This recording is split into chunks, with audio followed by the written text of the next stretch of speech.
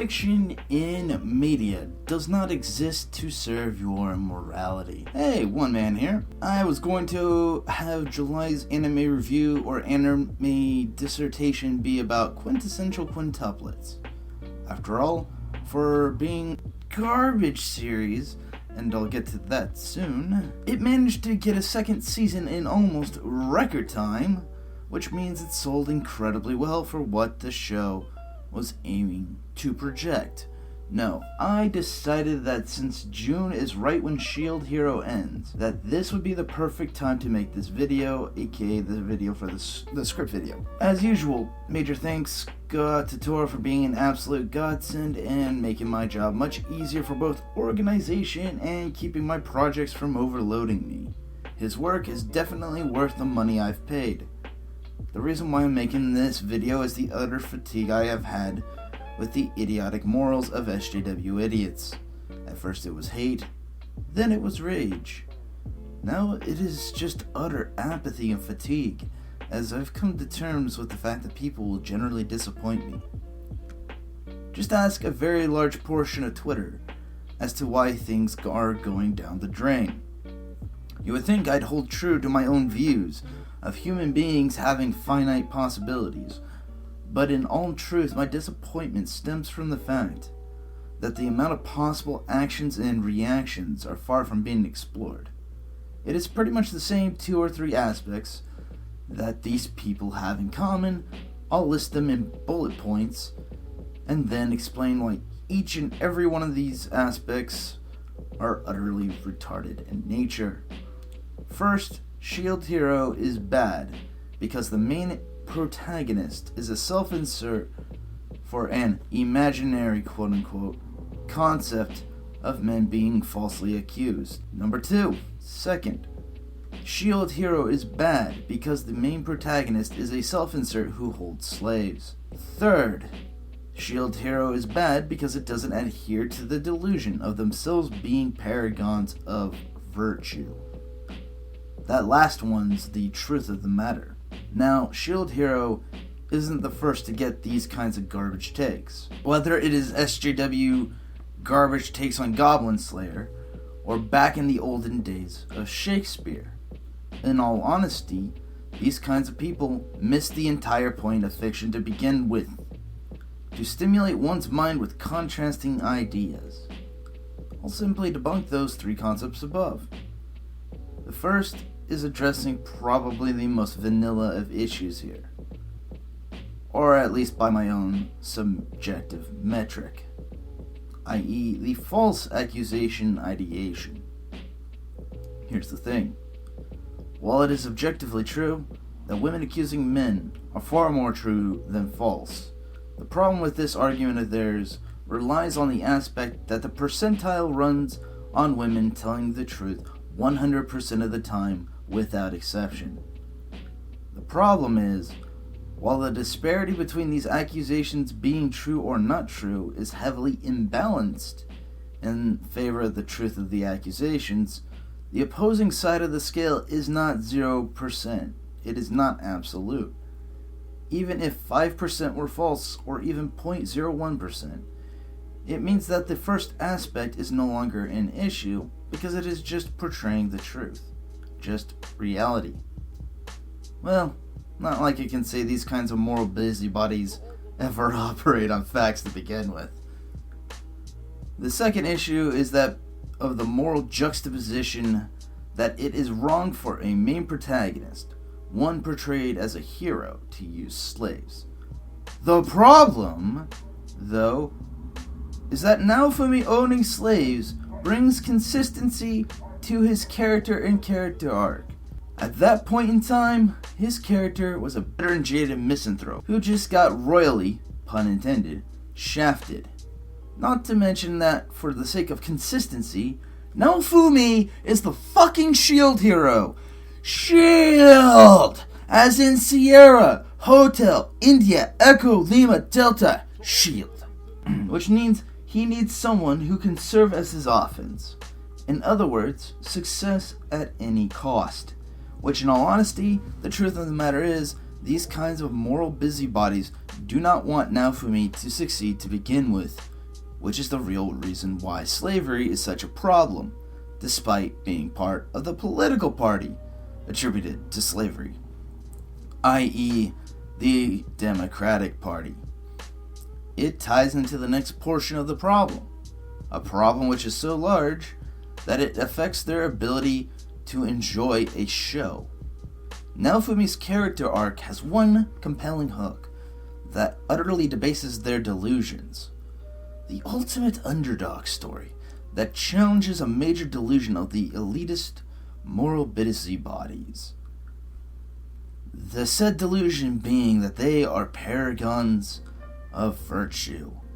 That they, because the Yes Queen and Orange Man Bad are somehow a paragon of virtue.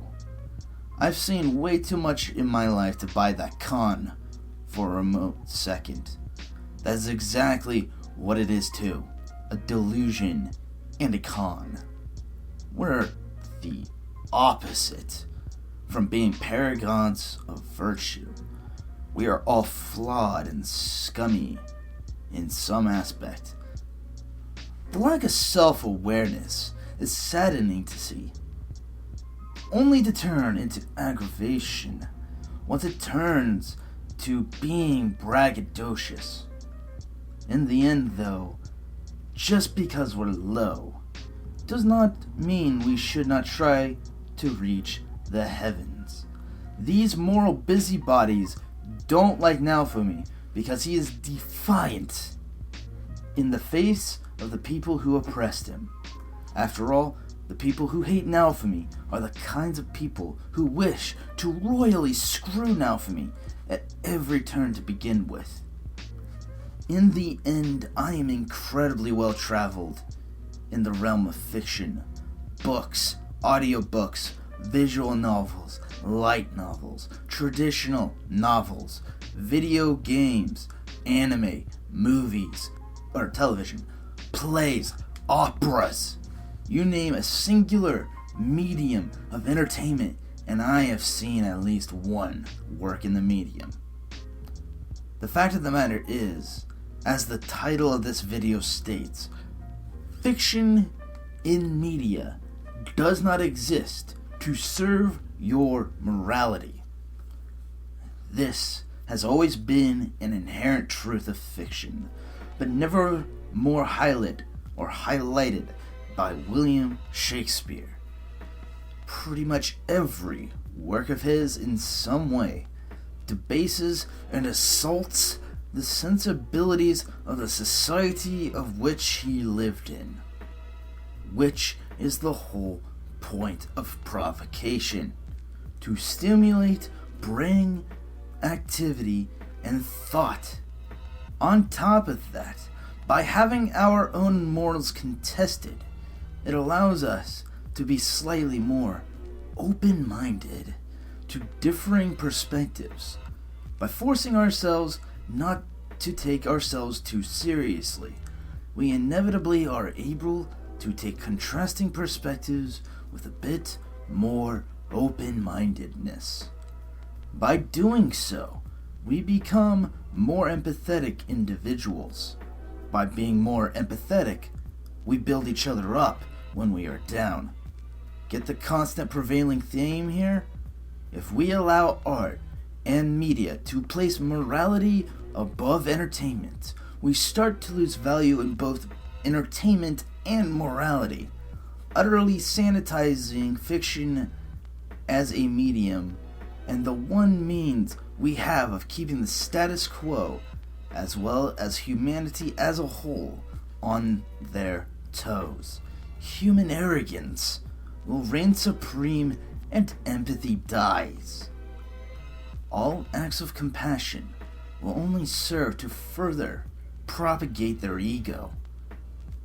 It is why the Rising of the Shield Hero went from a C- isekai, which in of itself deserves a Nobel Prize for literature, considering most, if not all, isekai to be D- tier or below. Going from a C- Isekai to an S rank show. It effectively displays and debases the idea of the oligarchic variety, and if the remote amounts of the new episode I saw when writing the script for this video, a more meritocratic form of the matriarchal monarchy involved is formed by the abolition of the Three Heroes Church. In the end, shows like Goblin Slayer and the Rising of the Shield Hero are necessary. They're reminders not to drown in the utter excrement of our own sanctimony.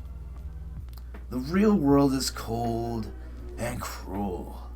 This world is not built on virtue, but sheer brutality and ugliness.